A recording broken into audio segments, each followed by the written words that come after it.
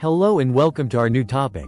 After finishing sympathomimetics, it is logical to now move our focus toward reducing sympathetic activity, which represents a shift from activation to control.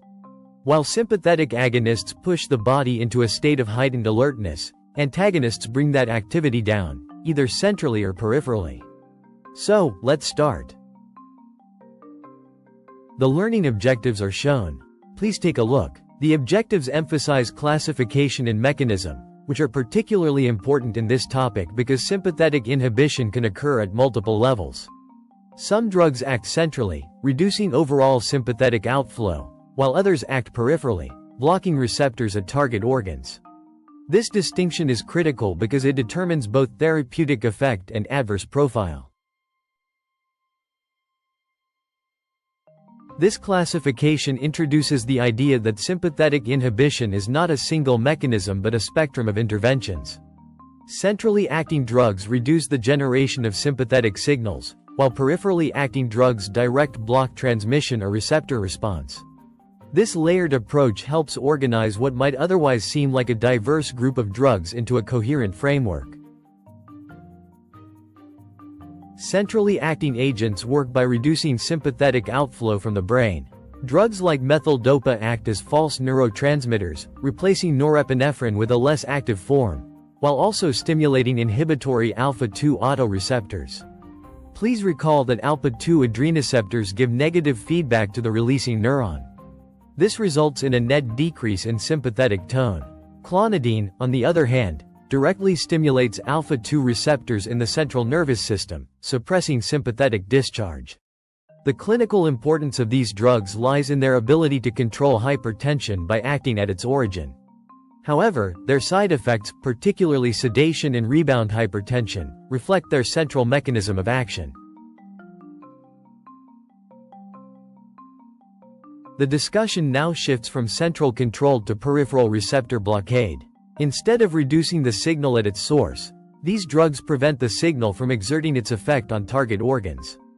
This distinction is essential because it explains differences in both efficacy and adverse effects.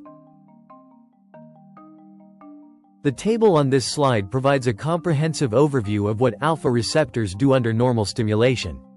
Alpha-1 receptors primarily mediate vasoconstriction and smooth muscle contraction, while alpha-2 receptors regulate neurotransmitter release and central sympathetic tone. This dual role of alpha-2 receptors is particularly important, as it introduces a feedback mechanism that limits excessive sympathetic activity.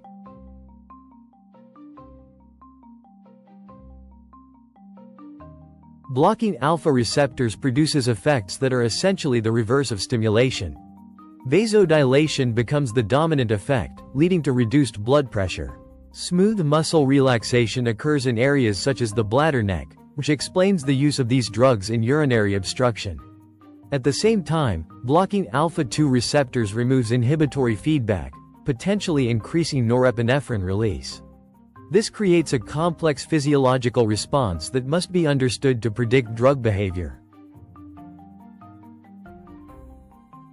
The classification distinguishes between non-selective and selective agents. Non-selective blockers affect both alpha-1 and alpha-2 receptors, while selective agents primarily target alpha-1 receptors. This distinction is clinically important because selective blockade allows therapeutic effects such as vasodilation and urinary relaxation while minimizing unwanted increases in norepinephrine release.